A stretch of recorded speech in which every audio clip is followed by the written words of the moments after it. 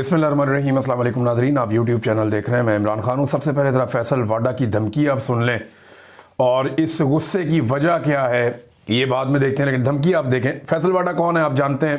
ये पाकिस्तान की military establishment के आदमी हैं और इन्हें पाकिस्तान की मिलिट्री एस्टेब्लिशमेंट ने इधर उधर से वोट इकट्ठे करके सेनेटर बनाया। पहले ये इमरान खान के साथ होते थे, लेकिन इनके फ़ौज के साथ अच्छे ताल्लुकात हैं, तो जर्नैलों के साथ अपने ताल्लुकात की बुनियाद पे ये अपनी सियासत ज़िंदा रखे हुए हैं और ये जर्नैलों का मौक़िफ़ पेश करते हैं जब भी करते हैं। इन्होंने जो बात शुरू की उसमें इन्होंने कहा कि ऐसी की तैसी। जनाब, ये जो ऐसी की तैसी का लफ्ज़ है ना, ये एक ख़ास किस्म का जर्नैल है। ऐसा लगता है कि वो इस्तेमाल करता है, क्योंकि पहले भी 2-3 टाउट्स ये अल्फाज इस्तेमाल कर चुके हैं कि ऐसी की तैसी। तो ये ऐसी की तैसी फिर मुझे लगता है कि वही जर्नैल है जिसने फैसल वाडा को भी बताया कि जाके ये बोल दो ऐसी की तैसी। अच्छा जी, ज़हनी मरीज़ आंख से अंधे और कान से बहरे सुन लें। आइन और कानून के मुताबिक फैमिली को मुलाकात की इजाज़त, हाल अहवाल के लिए वकील को केस से मुतालिक मिलने की इजाज़त है। फैमिली की मुलाकातें भी सियासी पैगाम पर मुश्तमिल हो रही हैं, अब से वो भी बंद कर दी जाएंगी। ये जनाब धमकी आ गई। वकला ने केस के अलावा कोई सियासी पैगाम दिया तो वो भी बंद कर दी जाएंगी। यानी वकीलों की मुलाकातें भी बंद, फैमिली की मुलाकातें भी बंद। शर्त वही है कि इमरान खान साहब कोई स्टेटमेंट सियासी ना दें। जीती हुई अफवाज और इसके सिपहसालार के बारे में मजीद बकवास बर्दाश्त नहीं की जाएगी, बल्कि बकवास करने वालों की ज़बान से जूते की सोल बना दी जाएगी। यानी वो ज़बान को जो जूता बना दिया जाएगा उसको खींच के। ये जहन की गंदगी है कि बिला जवाब और बिला वजह अपने मुल्क को अदम इस्तेहकाम और अपनी फ़ौज को बदनाम करने की जो साजिश है, इसको सख्ती से रोका जाए। असूलन प्यार के बदले डबल प्यार, इज्जत के बदले डबल इज्जत, बदमाशी का जवाब डबल बदमाशी से। इश्तियाल करने वाली पार्टी इस दोराहे पर ले आई है कि वापसी अब मुश्किल है। अब केसेस और चीज़ों को मनतकी अंजाम तक पहुँचाया जाएगा। वज़ीर आला ने इंच बराबर कोई मज़ीद हुड़ाहुड़ी की तो बची कुची सियासत रह गई है, वो भी गवर्नर राज से ख़त्म कर दी जाएगी। 9 मई के दहशतगर्द जो केपी में छुपे हुए हैं उन समेत सब अपनी खैर मनाएं। नोटिफिकेशन करने वालों को कहा था कि जल्द आ रहा है, अब इसको रोल करके हलक से निकालने की तैयारी कर लें। ये जनाब फैसल वाडा की धमकी है। गुस्से की वजह क्या है? गुस्से की वजह यह है कि पाकिस्तान की एस्टेब्लिशमेंट ने इमरान खान को एक मरतबा फिर अंडर एस्टिमेट किया। इन्हें यह लगा कि नोटिफिकेशन फंसा हुआ है, ऐसे में इमरान खान कोई सियासी फैसला करेगा और इमरान खान आर्मी चीफ के लिए कोई नरमी पेश करेगा, ताकि अगर आर्मी चीफ के ताल्लुकात या फ़ौज के ताल्लुकात वहाँ पे मौजूदा पीडीएम की जमातों के साथ ख़राब हो रहे हैं या जरदारी और नवाज शरीफ के साथ कोई अच्छे नहीं हैं, तो इमरान खान फ़ौरन एक रूम क्रिएट करेगा कि ठीक है जी इधर आ जाओ। लेकिन वो हुआ नहीं। इमरान खान तब्दील नहीं करेगा, ये तो अब कल के दिन में साबित हो गया। यानी अगर नवाज शरीफ या जरदारी ये चाहते हैं कि आसिम मुनीर साहब को हटाकर एक नया आर्मी चीफ लेकर आए, तो इससे अच्छा मौका उन्हें नहीं मिलेगा। लेकिन आर्मी चीफ को हटाते हुए या नया आर्मी चीफ लाते हुए या एक्सटेंशन से बचना हो तो टेंशन क्या होती है? वो यही होती है ना कि दूसरी जमात के साथ जाकर मिल जाएगा आर्मी चीफ, या दूसरी जमात की गोद में जाके आर्मी चीफ बैठ जाएगा या उनको साथ अपनी गोद में बैठा लेगा। कोई ऐसा ही खेल होता है ना जो खेला जाता है हर दफ़ा। सियासतदानों को यही डर होता है ना कि जनाब अगर मैं फ़ौज के साथ ठीक ना रहा तो दूसरा ठीक हो जाएगा। तो इमरान खान ने सियासतदानों का ये डर भी दूर कर दिया। यानी अगर जरदारी और नवाज शरीफ चाहते हैं कि आर्मी चीफ चेंज करें तो इस वक्त वो खुल के कर सकते हैं। इस वक्त अगर उन्होंने आर्मी चीफ को एक्सटेंशन दी तो ये उनका अपना ज़ाती फैसला होगा, इसमें किसी किस्म की मजबूरी या प्रेशर नहीं होगा। मजबूरी इतनी सी होती है ना कि दूसरी सियासी जमात की तरफ आर्मी चीफ चला जाएगा, वो अवाम में बहुत मकबूल है जमात। तो इमरान खान तो डील नहीं करता। इमरान खान ने तो अपने कल के स्टेटमेंट में शट अप कॉल दी है उन तमाम जहनों को जो दस्तक दे रहे थे अडियाला जेल के दरवाजे पर कि जनाब ठीक है उधर ताल्लुकात ख़राब है, ज़रा आपको भी चेक कर लेते हैं। तो इमरान खान साहब ने कहा लो कर लो चेक। तो इमरान खान डील नहीं करेगा। अगर नया आर्मी चीफ लाना चाहते हैं तो इससे बेहतर मौका इन्हें दोबारा नहीं मिलेगा। नाज़रीन, द गार्डियन ने एक army chief field marshal Asim Munir के बारे में एक आर्टिकल लिखा है। ये आर्टिकल बड़ा इंटरेस्टिंग है। पहले ज़रा ये आर्टिकल सुने, फिर अब हम बताते हैं कि हम सियासतदानों का तो एहतसाब कर देते हैं कि इसका दौर शुरू हुआ तो ये अच्छा हो गया, ये बुरा हो गया, लेकिन हम कभी ये नहीं देखते कि आर्मी चीफ के दौर में पाकिस्तान कहां से कहां पहुंच गया। एक्चुअली तो पाकिस्तान का बेड़ा गर्क पाकिस्तान के डिफरेंट मिलिट्री डिक्टेटर्स ने किया है। सियासतदान तो ना 3 में ना 13 में, एक तो बेचारों को इक़्तिदार मिलता ही नहीं है, मिले भी तो मुद्दत पूरी नहीं होती।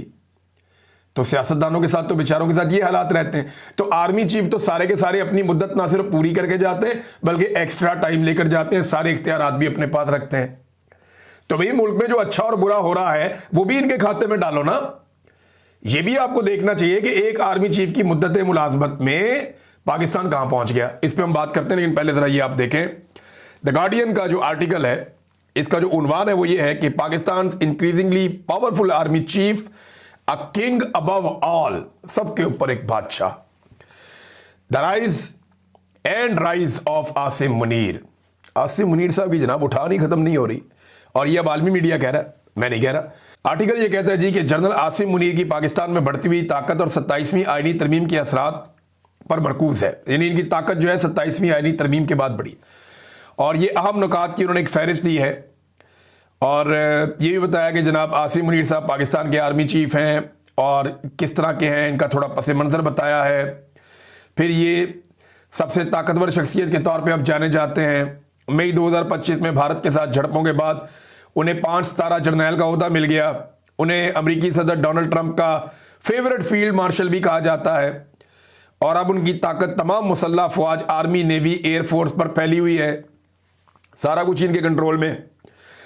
और इसके बाद जनाब बता रहे हैं कि 27वीं आईनी तरमीम, ये जो गुज़िश्ता महीने मंजूर होने वाली है तरमीम, फौज की बालादस्ती को आईनी तहफ़्फ़ुज़ देती है, और जिसे नाकदीन ये कह रहे हैं कि ये एक आईनी बगावत है। और इसके तहत आसिम मुनीर तमाम मुसल्लह अफवाज की निगरानी करेंगे, और इनकी एक और 5 साला टर्म जो है वो रीसेट हो जाएगी, और उसको 1 दहाई तक मजीद बढ़ाया जा सकता है। लेकिन 5 साल ये और 5 साल आगे भी आसिम मुनीर साहब लेने की कोशिश कर सकते हैं, द गार्डियन कह रहा है। इन्हें अपनी पूरी जिंदगी जराइम की कार्रवाई से इस्तिस्ना मिल जाएगा। सारी जिंदगी जो मर्जी जुर्म करो, कोई केस नहीं हो सकता। सुप्रीम कोर्ट की जगह एक नई अदालत कायम कर दी गई है, जहां जजेज हुकूमत मुंतखब करेगी, हुकूमत जजेज लेकर आएगी, लाकर बिठाएगी, और वो हुकूमत के फैसले करेंगे जज, जिसकी वजह से कई सीनियर जजेज मुस्ताफ़ी भी हो गए हैं। और तरमीम की मंजूरी और उस पर तनकीद हो रही है लगातार। पार्लियामेंट ने उसे चंद घंटों में दोनों ऐवानों में 2/3 अक्सरियत से पास करवा लिया, और मुखालिफिन ये कहते रहे कि ये तरमीम एक शख्स को सबके ऊपर बादशाह बना देती है, और आइन, अदलिया और समाजी मुआहदे को ख़त्म कर देती है। अक़वाम मुत्तहिदा के हाई कमिश्नर ने जमहूरियत और कानून की हुक्मरानी पर असरात की एक वार्निंग दी है इस आईनी तरमीम की सूरत में। अब ये जनाब एक तरह की फौजी हुक्मरानी है, या मार्शल लॉ पाकिस्तान में लगा दिया गया है, ये भी ये आर्टिकल कह रहा है। आसिम मुनीर की ताकत कैसे बढ़ी, इसके बारे में उन्होंने तफसीलात लिखी हैं। उन्होंने कहा ये धांधली हुई ना 2024 के इंतखाबात में, उसके बाद एक कमज़ोर और नाजायज़ हुकूमत जो है वो बनाई गई, और वो फौज के ऊपर इन्हिसार कर रही थी। और आसिम मुनीर ने इमरान खान और पीटीआई पार्टी पर बहुत क्रैकडाउन किया, जिसमें पीटीआई लीडर्स को कैद कर दिया गया। ये एक्चुअली अंग्रेजी में आर्टिकल मैं थोड़ा थोड़ा करके आपको उसको ट्रांसलेट कर रहा हूं, तो थोड़ा जुमला आगे पीछे हो सकता है, लेकिन एग्जैक्टली यही चीज़ें लिखी हुई हैं। फिर उन्होंने बताया जी कैबिनेट के अंदर अपने 2 बंदे शामिल करवाए जो बहुत उनके करीबी हैं, ये आप सब जानते हैं कौन लोग हैं। और उसके बाद 2025 में जो भारत के साथ झड़पें हुई, उसकी वजह से आसिम मुनीर साहब को या फौज को पाकिस्तान में कुछ मकबूलियत मिली। वो ट्रंप से 2 मरतबा मिले, और इन्होंने ट्रंप को अमन के नोबेल इनाम के लिए नामजद कर दिया। वहां से फिर इनके ताल्लुकात कहां से कहां पहुंच गए। तो बहुत सारे लोग जो हैं वो इस सारे अमल को बड़ा तबाहकुन करार दे रहे हैं, और पाकिस्तान के लिए ये चीज़ें नुकसानदेह हैं, ये भी इसके अंदर लिखा हुआ है। फिर वो मुख्तलिफ अफराद के जो तासुरात हैं आसिम मुनीर साहब को ये ताकत मिलने पर, वो भी लिखते हैं, और उसमें ज़्यादातर वो ये बता रहे हैं कि इससे पाकिस्तान के अंदर जो है वो ताकत की तब्दीली हो गई है, यानी सिविलियन सुपरमेसी ख़त्म हो गई है इसके बाद, और अभी भी पाकिस्तान में बहुत सारे चैलेंजेस खड़े हुए हैं। अच्छा, आसिम मुनीर साहब ने पाकिस्तान को क्या दिया 3 साल में? मैं ज़रा कुछ चीज़ें आपके सामने रखता हूँ, और ये फैक्चुअल है, इनसे कोई नहीं भाग सकता। आसिम मुनीर साहब ने पाकिस्तान की मईशत इनके 3 साल में मुकम्मल तौर पे तबाह हुई है।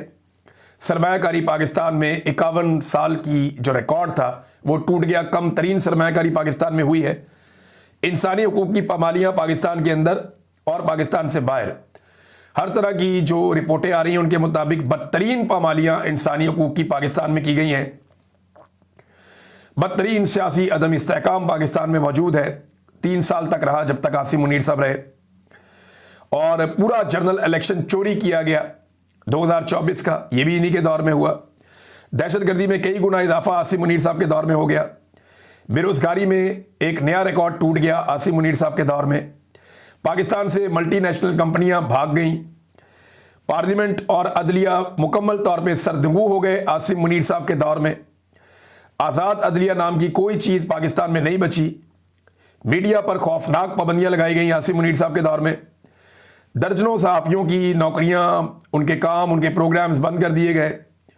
करप्शन में बेपनाह इजाफा हुआ आसिम मुनीर साहब के दौर में, जिसकी एक गवाही अभी IMF की रिपोर्ट भी दे रही है। कर्ज़ों की भरमार हो गई पाकिस्तान में। जितना कर्जा पाकिस्तान ने पाकिस्तान बनने के बाद से लेकर अब तक लिया, उतना कर्जा आसिम मुनीर साहब के दौर में ले लिया गया। 9 मई का सानिया आसिम मुनीर के दौर में हुआ। 4 मरतबा रियासत और रियासती इदारों के हाथों पाकिस्तानियों का कत्लेआम हुआ आसिम मुनीर साहब के दौर में। बैड गवर्नेंस में पाकिस्तान ने 120 में से 109 पॉइंट हासिल करके पूरी दुनिया को पीछे छोड़ दिया। इतनी बुरी गवर्नेंस है आसिम मुनीर साहब के दौर में। इसराइल पर पाकिस्तान की पॉलिसी बदल गई इसी दौर में, और अफगानिस्तान से ताल्लुकात में बिगाड़ पैदा हो गया इसी दौर में। सिंध तास मुआहदा भारत ने ख़त्म कर दिया इसी दौर में। SIFC की मुकम्मल नाकामी, ये आसिम मुनीर साहब ने एक इदारा बनाया, लेकिन ये इदारा भी मुकम्मल तौर पे नाकाम हुआ और पाकिस्तान को कोई फ़ायदा ना दे पाया। आसिम मुनीर साहब के दौर में फ़ौजी क़यादत की सियासत में बदतरीन मुदाखलत हुई और एजेंसियों ने बदतरीन सियासी मुदाखलत की। आइन का हुलिया ही बिगाड़ दिया गया 26वीं और 27वीं आइनी तरमीम के ज़रिए से। जबरी गुमशुदगियाँ बहुत बड़े पैमाने पर हुई आसिम मुनीर साहब के दौर में। पहली मरतबा सिक्योरिटी फोर्सेस ने ख़वातीन और बच्चों को भी निशाना बनाया, उन्हें भी गिरफ्तार किया, उन्हें भी हिरासा किया, उन्हें भी तशद्दुद का निशाना बनाया। आसिम मुनीर साहब के दौर में महंगाई का एक तूफान खड़ा हो गया। फौज और अवाम में फासले बढ़ते गए आसिम मुनीर साहब के दौर में। ये वो नेगेटिव चीज़ें हैं जो आसिम मुनीर साहब के दौर में हुई। साबिक वज़ीर आज़म को जेल में रखा और दर्जनों और चीज़ें मैं बता सकता हूँ। तो नेगेटिविटीज़ की भरमार है इन 3 सालों में, जिनमें फील्ड मार्शल आसिम मुनीर ने पाकिस्तान के अंदर हुकूमत की। और इस बुनियाद पे उन्हें रिटायरमेंट ले लेनी चाहिए। उनकी टर्म पूरी हो गई है, कोई अच्छी टर्म नहीं थी, उन्हें रिटायरमेंट ले लेनी चाहिए। एक मुतनाज़ आर्मी चीफ वो बन गए, तो दूसरे को आने दें। दूसरा आके कोशिश करे कि वो फौज को इस तनाज़े से निकाले और सियासी मुदाखलत बंद करे और मामलात को आइन और कानून के मुताबिक चलने दे। सियासतदानों को पाकिस्तान का फैसला मिलकर बैठ कर करने दे। होना तो ये चाहिए। लेकिन यहाँ आसिम मुनीर साहब रिटायरमेंट लेना नहीं चाहते। अच्छा, आसिम मुनीर साहब के दौर का कोई अच्छा काम तो होगा ना, कोई ऐसा कारनामा जिसे आप कहिए अच्छा काम हो गया। हाँ, तो वो बता देते हैं आपको। आसिम मुनीर साहब के दौर में रवां साल मई के महीने में भारत के हमले के जवाब में पाकिस्तान की एयरफोर्स ने 6 भारतीय तैयारे मार गिराए, और इसकी बुनियाद पे आसिम मुनीर साहब ने फील्ड मार्शल का ओहदा भी ले लिया, ताहयात मुराद भी ले ली और ताहयात इस्तिस्ना भी ले लिया। जबकि उनके लिए एक नया ओहदा भी तख्लीक किया गया, चीफ ऑफ डिफेंस फोर्सेस का।